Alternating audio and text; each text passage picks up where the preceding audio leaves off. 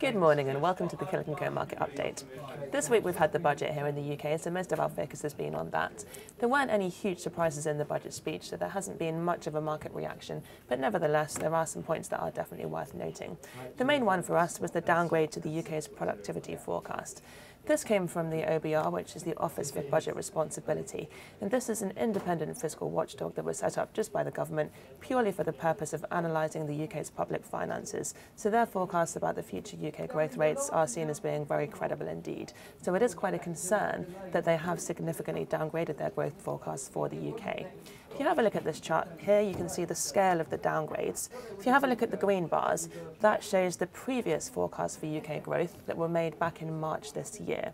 The bars in pink show the latest forecasts that were made in the budget on Wednesday. So as you can see, the OBR has downgraded their growth forecasts for the UK every year for the next 5 years. So that is quite a concern.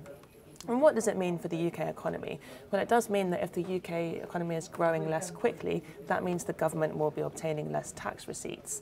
Therefore, it is likely to have a negative impact on our budget deficit.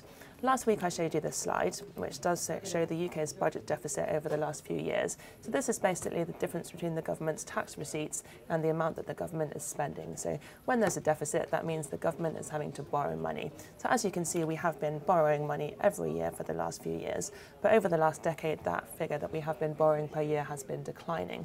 Previously, Philip Hammond did want to entirely get rid of the budget deficit by the middle of the next decade, but now the OBR is saying that because our productivity growth is going to be that much lower, it won't be possible for us to get rid of that deficit before the year 2030.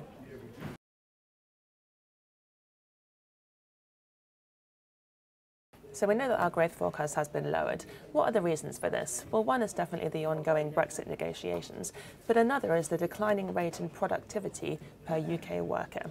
If you have a look at this chart here that I've taken from the BBC, you can see that our output per worker here in the UK is much lower than that of other developed economies such as Germany and even France.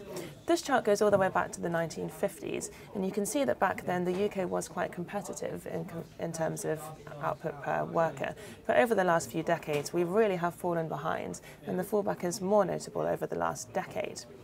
There are a number of possible reasons for this.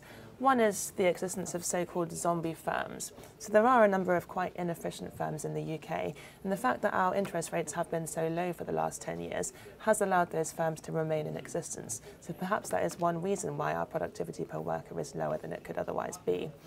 Another possible reason is our lack of investment in things like R&D and infrastructure. So the UK government invests a lower proportion of GDP into these things in relation to other developed economies, so that will impact our long-term efficiency.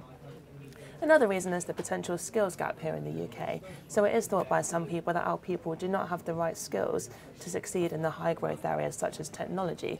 And I think that's the reason why Philip Hammond focused quite a lot on teaching computer science yesterday. So he has said that he will be allocating more budget to find more computer science teachers.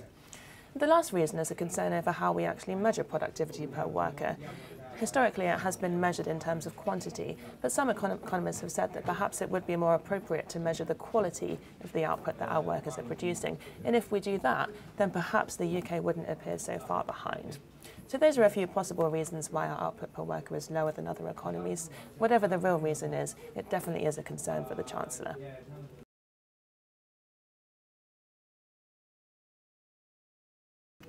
And last of all, there was one particular sector that was mentioned during the budget, and that was house builders. During Philip Hammond's speech, there was a little decline in the value of house building shares, and the reason for that was that he did comment on strategic land.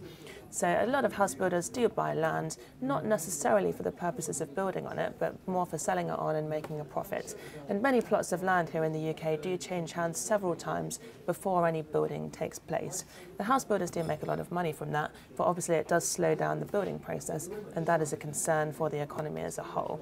And in his speech, Philip Hammond did say that in London alone, there are 270,000 residential planning permissions where houses have yet to be built. So I think the government is quite keen to speed that along.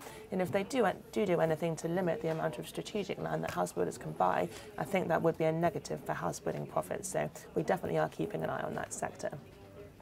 Moving on to the week ahead, the calendar is getting more quiet as we do head into the Christmas period, and next week we are just looking out for one company reporting, and that is brewing firm Marston's. That's it from us. Have a great weekend and we'll see you next Friday.